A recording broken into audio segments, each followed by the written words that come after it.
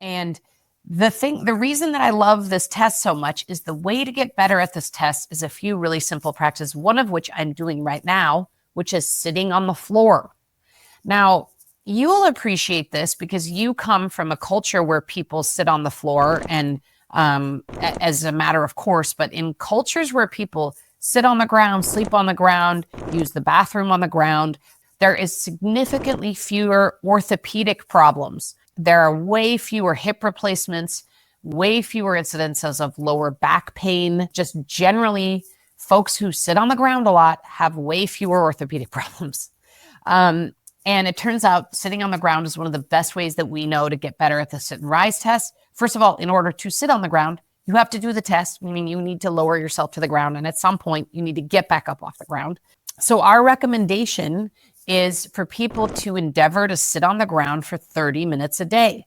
And the reason that this is so simple to implement into your busy life is that we know the data shows that the average American is watching 3 hours of television a day.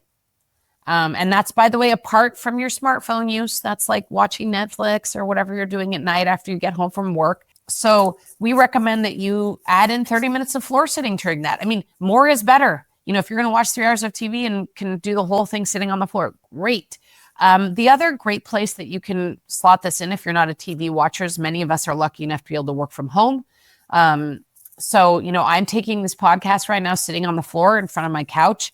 My laptop is up on the coffee table.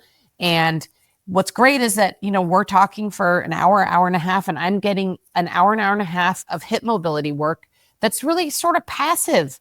And the reason that it works so well is that, you know, partly because we've all gotten out of the habit of sitting on the floor, so it's not that comfortable for us in many cases. And so we naturally move positions. We sit crisscross applesauce. We long sit, which is our legs out in front of us. You know, we're constantly changing positions, but that constant change of positions is actually taking our hips through all the ranges of motion that a hip is supposed to be doing. Sitting on the floor engages our core in ways that sitting in a chair doesn't work. There are just so many ways that sitting on the floor sort of help rewild our hips and make our hips do the things that hips are supposed to do. And it helps you be able to get up and down off the ground and do the sit and rise test without support. And it also just is such a quick and easy insight into your mobility. I mean, get up and down off the ground and sit on the floor. It's something that many cultures take for granted. You know, when we're all in elementary school, we sit on the floor all the time. Nobody thinks it's a thing. And now if we go into a big group and we're lecturing and we say, hey, everybody move these chairs out of the way and sit on the floor, people are groaning and, oh my God, and they're dying sitting on the floor. And that's a skill that we need to reclaim. And a really simple way you can work on your mobility without, you know, foam rolling and doing a bunch of boring stuff. And you can incorporate it into doing things you're already doing, watching TV, working from home. Juliet, you know, one day I hope to radically refurnish my home and remove all couches. Yes. Because, you know, I can get lazy. I can stand and work. I can be on the ground and work. But like end of the day when I'm super tired, that couch, you know, it just seems to like call at me, you know.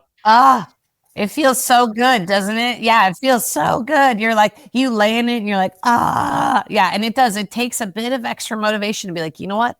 I'm just going to lower myself to the ground right in front of this couch and I'm going to do it. I'm going to sit on the floor for a little while. You know, I was just reading Atomic Habits by James Clear. And one of the things he talks about is, you know, you have to set up your environment a little bit to be able to promote important or habits that are important to you.